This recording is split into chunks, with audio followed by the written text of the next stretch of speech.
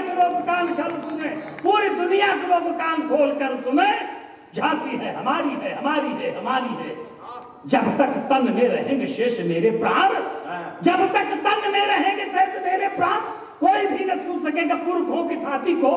जब तक तन में रहेंगे शेष मेरे प्राण, कोई भी न छू सकेगा पुरखों की छाती को। मातृभूमि मंदिर की भांत सदा वंदनीय, सदा मैं संवारती रहूंगी दिया बाती को। और जानती हूँ बेटे तो हुकूमत को भली भांति, जानती हूँ बेटे तो हुकूमत को भली भांति। खूब जानती हूँ डलहौजी पक्षघाती को, खूब जानती हूँ डलहौजी पक्षघाती को। और भरे दरबार में गरज कर रानी बोली, फाड़ कर फेंक दिया भेजी गई बात। धूर्त डलहौजी, अर्जुन भाई आप तो झांसी से हैं, झांसी तो मेरे लिए तीर्थस्थल की वहां से हुआ।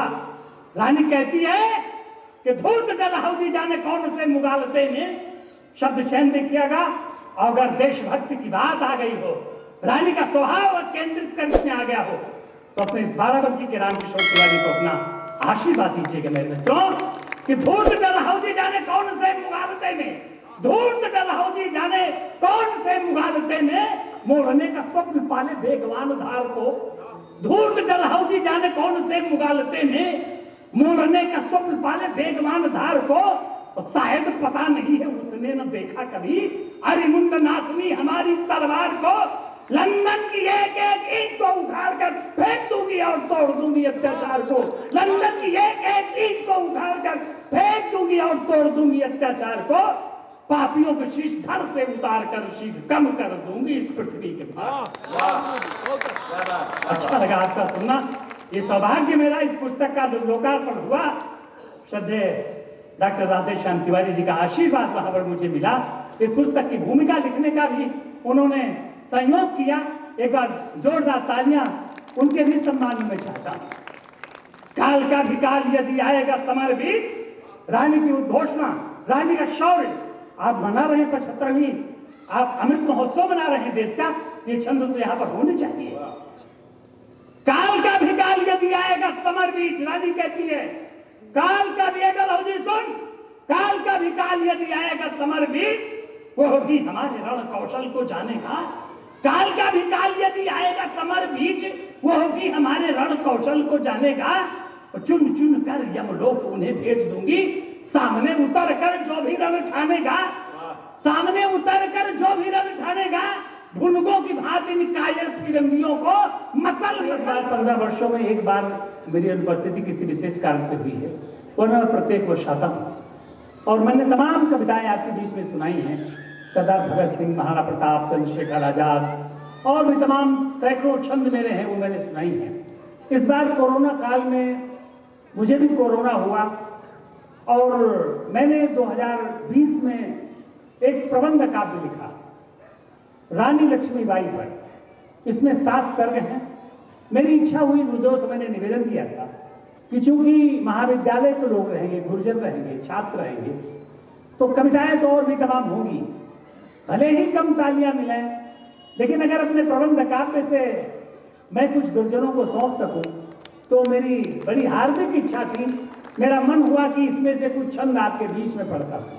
ये सारे छंद घनाक्षरी में हैं। कि 7 सर्गों में इस प्रबंध काव्य को मैंने लिखा है।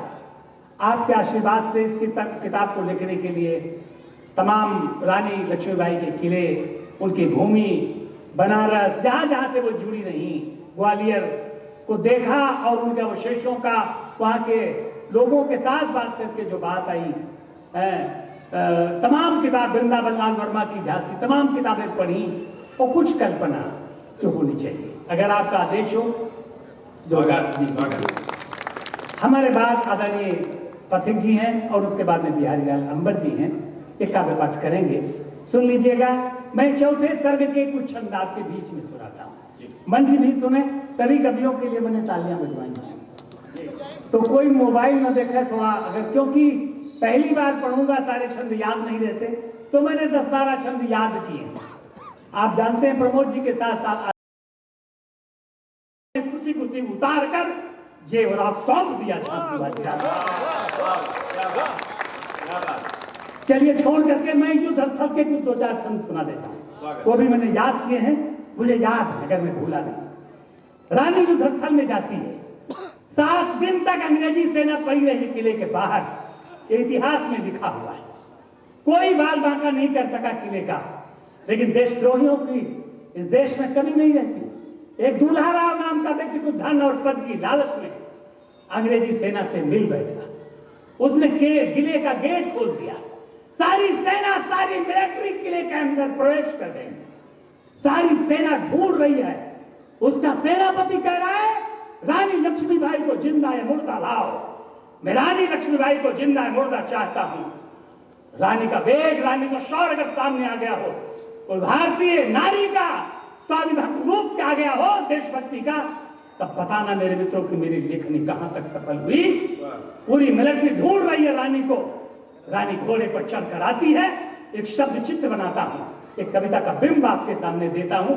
मनुष्य लोग बैठे हैं, बड़े लोग बैठे हैं, सुनिएगा कि सामने से सिंघनी दहाड़ती हुई सी आई। सामने से सिंघनी, मंबर भैया, सामने से सिंघनी दहाड़ती हुई सी आई। दोनों हाथ लिए तलवार भारी भारी थी। सामने से सिंघनी दहाड़ती हुई सी आई। दोनों हाथ लिए तलवार भारी भारी थी, और दांतों में लगाम, मुखमंडल लगाम, काम करने तमाम आई के छवि आ गई। अरे मैं क्या सुनते हैं आपकी संग सुनते। प्रणाम करता कि सामने से सिंघनी दहाड़ती हुई सी आई। सामने से सिंघनी दहाड़ती हुई सी आई। दोनों हाथ लिए तलवार भारी भारी थी, और दांतों में लगाम, मुखमंडल लगाम, काम करने तमाम आई लिए छवि न्यारी थी। और टक टक टक टक टक करती किशोर सुंदर सफेद शुभ अश्व की सवारी थी। पल भर के लिए निहारने लगे स्वरूप, नारी रूप धरे मानो कोई अवतारी।